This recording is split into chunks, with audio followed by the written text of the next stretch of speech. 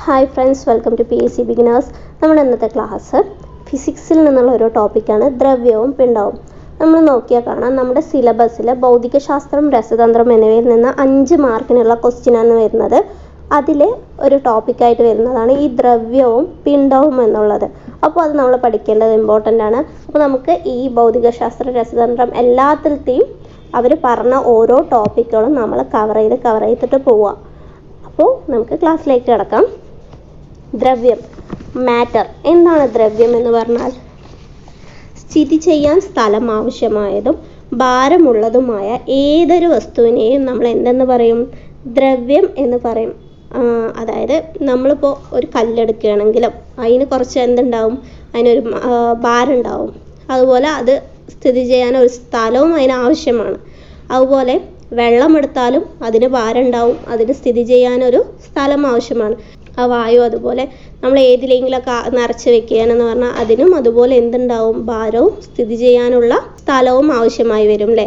അപ്പോൾ അങ്ങനെയുള്ളതിനെയെല്ലാം എന്തെന്ന് നമ്മൾ വിളിക്കും? ദ്രവ്യം എന്ന് വിളിക്കും. സ്ഥിതി ചെയ്യാൻ സ്ഥലം ആവശ്യമായതും ഭാരമുള്ളതുമായ ഏതൊരു വസ്തുവിനെയും നമ്മൾ വിളിക്കുന്ന പേരാണ് ദ്രവ്യം അല്ലെങ്കിൽ മാറ്റർ എന്ന് പറയുന്നത്. ഇനി എന്താണ് പിണ്ഡം എന്ന് പറയുന്നത്? ഒരു പദാർത്ഥത്തിൽ അടങ്ങിയിരിക്കുന്ന ആകെ ദ്രവ്യത്തിൻ്റെ അളവാണ് പിണ്ഡം. ആ ദ്രവ്യത്തിൻ്റെ അളവ് എത്രയാണോ അതാണ് പിണ്ഡം എന്ന് പറയുന്നത്. നമുക്ക് ഇന്ന് ദ്രവ്യത്തെക്കുറിച്ച് നോക്കാം, അതിനുശേഷം അടുത്തയിലേക്ക് വരാം. ഓക്കെ, ദ്രവ്യത്തിൻ്റെ 7 അവസ്ഥകൾ ഏതൊക്കെയാണ്? ദ്രവ്യത്തിൻ്റെ 7 അവസ്ഥകളാണ്: ഖരം, ദ്രാവകം, വാതകം, plasma, Bose Einstein condensate, fermionic condensate, quark, gluon, plasma എന്നത്. ഇത് നമ്മൾ മനപ്പാടാക്കുക തന്നെ വേണം. മനപ്പാടാക്കുമ്പോൾ ഓർഡറിൽ തന്നെ മനപ്പാടാക്കണം. കാരണം 5ാമത്തെ അവസ്ഥ ഏത്, അല്ലെങ്കിൽ 7ാമത്തെ അവസ്ഥ ഏത് എന്നൊക്കെയാണ് ചോദിക്കുക. ഈ ഖരം, ദ്രാവകം, വാതകം എന്നിവ ചോദിക്കാനുള്ള സാധ്യതയില്ല. കാരണം നമുക്കറിയാമല്ലോ, നമ്മൾ ചെറുപ്പത്തിൽ തന്നെ സ്കൂൾ കാലഘട്ടത്തിൽ ഈ ഖരവും ദ്രാവകവും വാതകവും പഠിച്ചിട്ടുണ്ട് അല്ലേ? പിന്നെ എക്സ്ട്രാ വരുന്ന plasma, Bose Einstein condensate, fermionic condensate, cork, gluon, plasma എന്നിവയൊക്കെയാണ് ഇമ്പോർട്ടൻ്റ് ആയിട്ട് വരുന്നത്. അപ്പോൾ എല്ലാം അതാത് ഓർഡറിൽ തന്നെ പഠിക്കുക. ഇതാണ് ദ്രവ്യത്തിൻ്റെ 7 അവസ്ഥകൾ എന്ന് പറയുന്നത്. ഇനി പുതുതായി കണ്ടെത്തിയ കുറച്ച് അവസ്ഥകളുണ്ട്. ഇത് അങ്ങനെ വലുതായിട്ട് PSCക്ക് ചോദിച്ചിട്ടില്ലെങ്കിൽ കൂടി അത് ചോദിച്ചുകൊണ്ടിരിക്കുന്നതും കൂടിയാണ്. ചില എക്സാമുകളിൽ 1-2 എണ്ണം ചോദിച്ചതുകൊണ്ട് നമുക്ക് ഇതും കൂടി പഠിച്ചിട്ട് പോകാം. റെഡ്ബർഗ് മാറ്റർ. 8ാമത്തെ അവസ്ഥ ഏതാണ്? Rydberg matter. 9 Jahn Teller metal. 10 quantum spin liquid. 11 colour glass condensate. 12 time crystal. Rydberg matter, Jahn Teller metal, quantum spin liquid, colour glass condensate, time crystal. അപ്പോൾ ഇത് ഓർക്കുന്നില്ലെങ്കിൽ matter, metal, liquid, state, crystal എന്ന് പഠിച്ചു വെക്കാം. Condensate ആണ്, അപ്പോൾ നമുക്ക് പഠിക്കാനുള്ള എളുപ്പത്തിൽ സ്റ്റേറ്റ് എന്നാക്കിയെന്ന് മാത്രമേ ഉള്ളൂ. Matter, metal, liquid, state, crystal അങ്ങനെ ഓർത്ത് വെച്ചാൽ നമുക്ക് ആ ഓർഡർ കിട്ടും. Matter, metal, liquid, state, crystal എന്നോ, അല്ലെങ്കിൽ നിങ്ങൾക്ക് മുഴുവനായി പഠിക്കാം. റെഡ്ബർഗ് matter, Jahn Teller metal, quantum spin liquid, colour glass condensate, time crystal എന്നിവയാണ് പുതുതായി കണ്ടെത്തിയ അവസ്ഥകൾ. അപ്പോൾ മൊത്തം എത്ര അവസ്ഥകളാണ്? 12 അവസ്ഥകളാണ് ഇതുവരെ കണ്ടെത്തിയിട്ടുള്ളത്. ഓക്കെ, നമുക്ക് ഇനി ഓരോ അവസ്ഥകളിലേക്ക് നോക്കാം. ഖരം, സോളിഡ്. ഖരത്തിൻ്റെ പ്രത്യേകത എന്താണ്? അതിന് ഒരു നിശ്ചിത ആകൃതിയുണ്ട്. ഖരത്തിന് ഒരു നിശ്ചിത ആകൃതിയുണ്ട്. അതിന് കൃത്യമായ ഒരു വ്യാപ്തവുമുണ്ട്. തന്മാത്രകൾ, ഖരത്തിലെ തന്മാത്രകൾ തമ്മിലുള്ള അകലം എന്ന് പറയുന്നത് വളരെ കുറവാണ്. തന്മാത്രകൾ വളരെ അടുത്തടുത്തായിട്ടാണ് ഇരിക്കുക അല്ലേ? തന്മാത്ര വളരെ അടുത്തടുത്തായിട്ടാണ് ഇങ്ങനെ ഇരിക്കുക. നമ്മൾ സ്കൂളുകളിലൊക്കെ ഖരം, ദ്രാവകമൊക്കെ ടെക്സ്റ്റ് ബുക്ക് എടുത്താൽ നമുക്ക് മനസ്സിലാവും. ഇങ്ങനെ ആയിട്ടായിരിക്കും അതിൽ പിക്ചർ കൊടുത്തിട്ടുണ്ടാവുക. തന്മാത്രകൾ തമ്മിലുള്ള ആകർഷണ ബലം ഏറ്റവും കൂടുതലാണ്. എന്തുകൊണ്ടാണ്? അവ അത്രത്തോളം അടുത്താണല്ലേ ഇരിക്കുന്നത്. അതുകൊണ്ട് തന്നെ അവർ തമ്മിലുള്ള ആകർഷണ ബലം എന്ന് പറയുന്നത് ഏറ്റവും കൂടുതലാണ്. അതുകൊണ്ട് തന്നെ അതിന് ചലന സ്വാതന്ത്ര്യം വളരെ കുറവാണ്. എന്തിന്? തന്മാത്രകൾ തമ്മിലുള്ള ചലന സ്വാതന്ത്ര്യം വളരെ കുറവാണ്. എന്തിലുള്ളത്? ഖരത്തിലുള്ളത്. അപ്പോൾ ഖരത്തിന് നിശ്ചിത ആകൃതിയുണ്ട്, ഖരത്തിന് കൃത്യമായ വ്യാപ്തമുണ്ട്, ഖരത്തിലെ തന്മാത്രകൾ തമ്മിലുള്ള അകലം എന്ന് പറയുന്നത് വളരെ കുറവാണ്. അടുത്തടുത്തിട്ടാണ് ഖരത്തിലെ തന്മാത്രകൾ ഇരിക്കുന്നത്.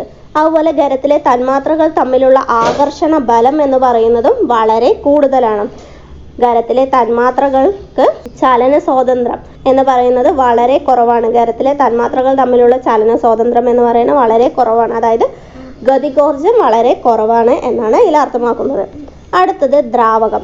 ദ്രാവകത്തിന് എങ്ങനെയാണ്? ദ്രാവകത്തിന് നിശ്ചിത ആകൃതി ഉണ്ടോ? സത്യം പറഞ്ഞാൽ ദ്രാവകത്തിന് നിശ്ചിത ആകൃതി ഇല്ല.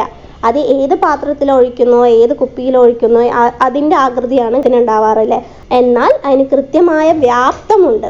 നിശ്ചിത ആകൃതി ഇല്ലെങ്കിൽ ആ വെള്ളം കൊള്ളുന്ന, ഇപ്പോൾ 1 ലിറ്റർ വെള്ളം കൊള്ളുന്ന വ്യാപ്തം എന്ന് പറയുന്നത് എല്ലാത്തിലും ഒരുപോലെ തന്നെ അല്ലായിരിക്കുക. അതുപോലെ നിശ്ചിത വ്യാപ്തമുണ്ട്, എന്നാൽ നിശ്ചിത ആകൃതി ഇല്ല. ദ്രാവകത്തിലെ തന്മാത്രകൾ തമ്മിലുള്ള അകലം എന്ന് പറയുന്നത് ഖരത്തേക്കാൾ കൂടുതലാണ്. ദ്രാവകത്തിലെ തന്മാത്രകൾ തമ്മിലുള്ള അകലം എന്താണ്? ഖരത്തേക്കാൾ കൂടുതലാണ്. കാരണം അത് ഒന്ന് ഒഴുകി നടക്കുന്ന ലെവലല്ലേ നമ്മുടെ ജലം എന്ന് പറയുന്നുള്ളത്. അതുകൊണ്ട് തന്നെ ആ തന്മാത്രകൾ തമ്മിലുള്ള അകലം എന്ന് പറയുന്നത് ഖരത്തേക്കാൾ കൂടുതലാണ്. ആകർഷണ ബലവും ഖരത്തേക്കാൾ കുറവാണ്. നമ്മൾ പറഞ്ഞു തന്മാത്രകൾ തമ്മിലുള്ള ആകർഷണ ബലം ഖരത്തിൽ കൂടുതലാണെന്ന് പറഞ്ഞു അല്ലേ. അപ്പോൾ തന്മാത്രകൾ തമ്മിലുള്ള ആകർഷണ ബലം ദ്രാവകത്തിൽ എങ്ങനെയായിരിക്കുക? ഖരത്തേക്കാൾ കുറവായിരിക്കുക. ഇനി ഇവയുടെ തന്മാത്രകൾ തമ്മിലുള്ള ചലന സ്വാതന്ത്ര്യം എന്ന് പറയുന്നത് എങ്ങനെയാണ്? ഖരത്തെ അപേക്ഷിച്ചിട്ട് കൂടുതലാണ് ചലന സ്വാതന്ത്ര്യം ആർക്കുള്ളത്? ദ്രാവകത്തിനുള്ളത്. അല്ലെങ്കിൽ ഗതികോർജം കൂടുതലാണ് ആർക്കുള്ളത്? ഖരത്തെ അപേക്ഷിച്ചിട്ട് ദ്രാവകത്തിന് ഉള്ളത്. അടുത്തത് വാതകം, ഗ്യാസ്. വാതകത്തിന് എങ്ങനെയാണ്? നിശ്ചിത ആകൃതി ഉണ്ടോ? ഇല്ല. കൃത്യമായ വ്യാപ്തവും ഇല്ല. നിശ്ചിത ആകൃതിയുമില്ല, കൃത്യമായ വ്യാപ്തവും ആർക്കില്ല? വാതകത്തിന് ഇല്ല. അവയുടെ തന്മാത്രകൾ തമ്മിലുള്ള അകലം എന്ന് പറയുന്നത് എങ്ങനെയാണ്? കൂടുതലായിരിക്കും അല്ലേ. ബാക്കി രണ്ടെണ്ണത്തിനെ വെച്ചിട്ടും ഖരത്തെയും വാതകത്തെയും വെച്ചിട്ട് വളരെ കൂടുതലായിരിക്കും വാതകത്തിൻ്റെ തന്മാത്രകൾ തമ്മിലുള്ള അകലം എന്ന് പറയുന്നത്.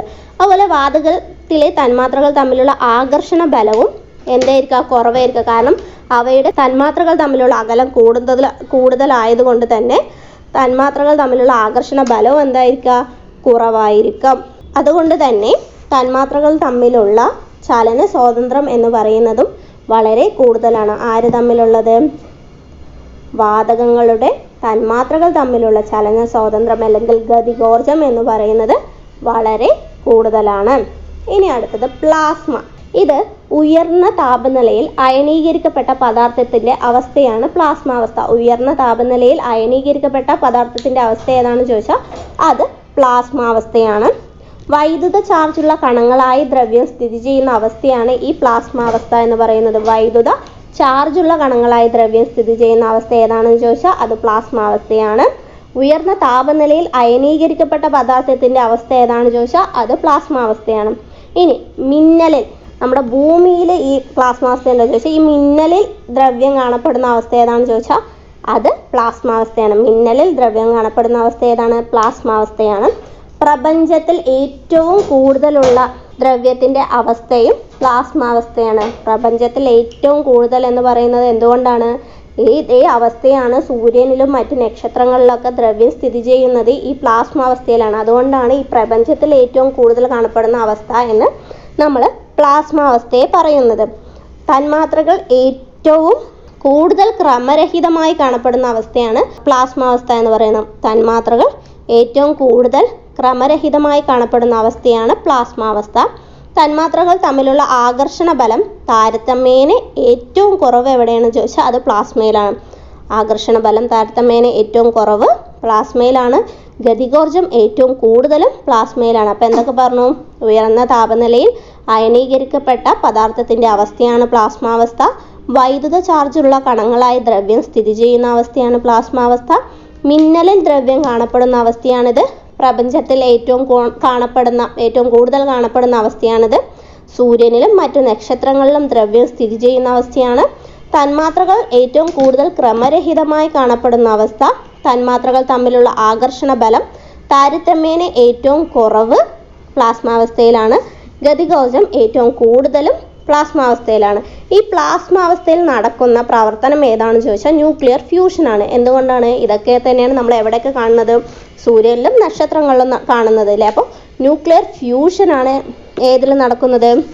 പ്ലാസ്മാവസ്ഥയിൽ നടക്കുന്നത്. ഇനി ഈ പ്ലാസ്മാവസ്ഥ കണ്ടുപിടിച്ചത് ആരാണ്? വില്യം ക്രോക്സ് ആണ് പ്ലാസ്മാവസ്ഥ കണ്ടുപിടിച്ചത്. അദ്ദേഹം വില്യം ക്രോക്സ് ഏത് വർഷത്തിലാണ് പ്ലാസ്മാവസ്ഥ കണ്ടെത്തിയതെന്ന് ചോദിച്ചാൽ 1897 പ്ലാസ്മാവസ്ഥ കണ്ടെത്തിയത്. പ്ലാസ്മ എന്ന പദം ആദ്യമായി ഉപയോഗിച്ചത് ആരാണ് എന്ന് ചോദിച്ചാൽ അത് ഇർവിങ് ലാങ്മൂർ ആണ് പ്ലാസ്മ എന്ന പദം ആദ്യമായി ഉപയോഗിച്ചത്. പ്ലാസ്മ ആദ്യമായി നാമകരണം ചെയ്യപ്പെട്ടത് 1928. അപ്പോൾ ആദ്യമായി കണ്ടെത്തിയ വർഷം ചോദിച്ചാൽ 1897. പ്ലാസ്മ ആദ്യമായി നാമകരണം ചെയ്യപ്പെട്ട വർഷം ഏതാണെന്ന് ചോദിച്ചാൽ 1928. കണ്ടുപിടിച്ചത് ആരാണ്? വില്യം ക്രോക്സ് ആണ്. പ്ലാസ്മ എന്ന പദം ഉപയോഗിച്ചത് ആരാണ്? ഇർവിങ് ലാങ്മൂർ ആണ്. ഇനി അടുത്തത് Bose Einstein condensate. Bose Einstein കണ്ടൻസേറ്റിനെ കുറിച്ച് പ്രവചിച്ച ശാസ്ത്രജ്ഞർ ആരൊക്കെയാണെന്ന് ചോദിച്ചാൽ സത്യേന്ദ്രനാഥ ബോസും ആൽബർട്ട് ഐൻസ്റ്റീനുമാണ് ഈ ബോസ് ഐൻസ്റ്റീൻ കണ്ടൻസേറ്റിനെ കുറിച്ചിട്ട് എന്ത് ചെയ്തത്? പ്രവചിച്ച ശാസ്ത്രജ്ഞൻ. ദ്രവ്യത്തിൻ്റെ അഞ്ചാമത്തെ അവസ്ഥയാണിത്. ദ്രവ്യത്തിൻ്റെ അഞ്ചാമത്തെ അവസ്ഥയാണ് ഇത് ബോസ് ഐൻസ്റ്റീൻ കണ്ടൻസേറ്റ് എന്ന് പറയുന്നത്. ഇതിൻ്റെ അടിസ്ഥാന ഘടകം, ബോസ് ഐൻസ്റ്റീൻ കണ്ടൻസേറ്റിൻ്റെ അടിസ്ഥാന ഘടകം എന്താണ്? ബോസോണുകളാണ് ബോസ് ഐൻസ്റ്റീൻ കണ്ടൻസേറ്റിൻ്റെ അടിസ്ഥാന ഘടകങ്ങൾ എന്ന് പറയുന്നത്. ബോസോണുകളെ വളരെ താഴ്ന്ന ഊഷ്മാവിൽ തണുപ്പിക്കുമ്പോൾ, നമ്മൾ പറഞ്ഞു ബോസ് ഐൻസ്റ്റീൻ കണ്ടൻസേറ്റിലെ അടിസ്ഥാന ഘടകം ബോസോണാണെന്ന് പറഞ്ഞല്ലോ. ആ ബോസോണുകളെ ഏറ്റവും താഴ്ന്ന ഊഷ്മാവിൽ തണുപ്പിക്കുമ്പോൾ അല്ലെങ്കിൽ കേവല പൂജ്യം എത്തിക്കുമ്പോൾ എന്ത് സംഭവിക്കുന്ന പ്രതിഭാസമാണ് ഈ ബോസ് ഐൻസ്റ്റീൻ കണ്ടൻസേറ്റ് എന്ന് പറയുന്നത്. ഈ സമയത്ത് ഇതിലെ ബോസോണുകൾക്ക് എന്ത് ചെയ്യും?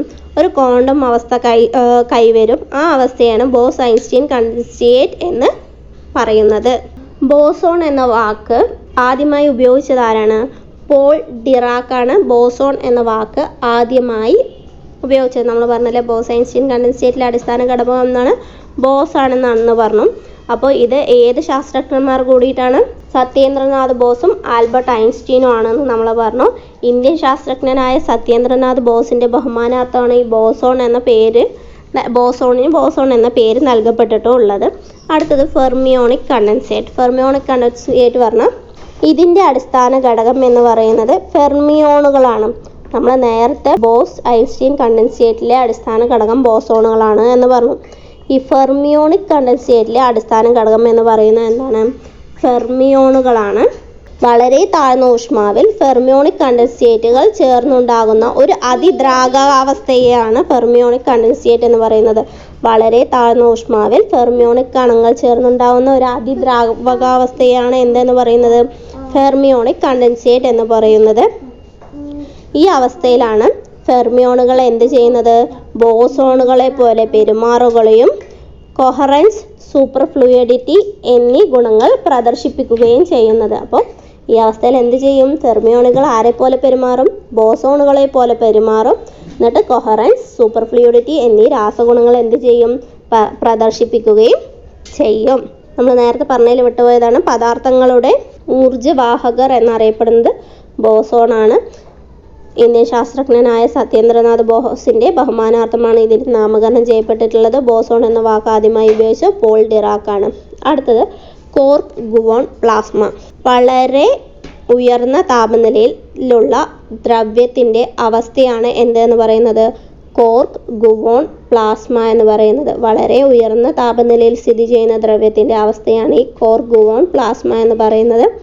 പ്രപഞ്ചത്തിലെ മഹാവിസ്ഫോടനത്തിന് ശേഷം ഏതാനും നിമിഷം ഈ പ്രപഞ്ചം മുഴുവൻ നിറഞ്ഞു നിന്നു എന്ന് കരുതപ്പെടുന്ന ദ്രവ്യത്തിൻ്റെ അവസ്ഥ കൂടിയാണ് ഈ കോർക്ക് ഗുവോൺ പ്ലാസ്മ എന്ന് പറയുന്നത്. ആ മഹാവിസ്ഫോടനത്തിന് ശേഷം ഏതാനും നിമിഷം പ്രപഞ്ചം മുഴുവൻ നിറഞ്ഞു നിന്നു എന്ന് കരുതപ്പെടുന്ന ദ്രവ്യത്തിൻ്റെ അവസ്ഥ ഏതാണ്? കോർക്ക് ഗുവോൺ പ്ലാസ്മയാണ്. അതായത് വളരെ ഉയർന്ന താപനിലയിൽ സ്ഥിതി ചെയ്യുന്ന ദ്രവ്യത്തിൻ്റെ അവസ്ഥയാണ് ഈ കോർക്ക് ഗുവോൺ പ്ലാസ്മ എന്ന് പറയുന്നത്. ഇത് വളരെ ഉയർന്ന താപനിലയിലാണ് ഈ അവസ്ഥ നിലനിൽക്കുകയുള്ളൂ. അതായത് ആറ്റങ്ങളോ തന്മാത്രകളോ രൂപപ്പെടാൻ സാധിക്കാത്ത വിധത്തിലുള്ള അത്രമേൽ ഉയർന്ന താപനിലയിലാണ് ഈ അവസ്ഥ നിലനിൽക്കുക. പ്രപഞ്ചത്തിലെ എല്ലാ പദാർത്ഥങ്ങളിലും കാണപ്പെടുന്ന ഒരു അടിസ്ഥാനപരമായ പ്രാഥമിക കണമാണ് കോർക്ക് എന്ന് പറയപ്പെടുന്നത്. പ്രപഞ്ചത്തിലെ എല്ലാ പദാർത്ഥങ്ങളിലും കാണപ്പെടുന്ന അടിസ്ഥാനപരമായ പ്രാഥമിക കണമാണ് കോർക്ക് എന്ന് പറയുന്നത്. കോർക്കാണ് കേട്ടോ. കോർക്ക് എന്ന് പറയുന്നത് പ്രോട്ടോണുകളുടെയും ന്യൂട്രോണുകളുടെയും നിർമ്മാണ ബ്ലോക്കുകളാണ് ഈ കോർക്ക് എന്ന് പറയപ്പെടുന്നത്. പ്രോട്ടോണുകളുടെയും ന്യൂട്രോണുകളുടെയും നിർമ്മാണ ബ്ലോക്ക് ഏതാണ്? കോർക്കുകളാണ്. കോർക്ക് ഗുവോൺ പ്ലാസ്മ എന്ന് പറയുന്നത് എങ്ങനെയാണ്? വളരെ കുറഞ്ഞ വിസ്കോസിറ്റിയും ഉയർന്ന താപചാലകതയുമുള്ള ഒരു ദ്രാവകം പോലെ, ഒരു തികഞ്ഞ ദ്രാവകം പോലെയാണ് എന്ത് പ്രവർത്തിക്കുന്നത്? കോർക്ക് ഗ്ലൂവോൺ പ്ലാസ്മ പ്രവർത്തിക്കുന്നത്. അപ്പോൾ കോർക്ക് ഗ്ലൂവോൺ പ്ലാസ്മ എങ്ങനെയാണ് പ്രവർത്തിക്കുന്നത്?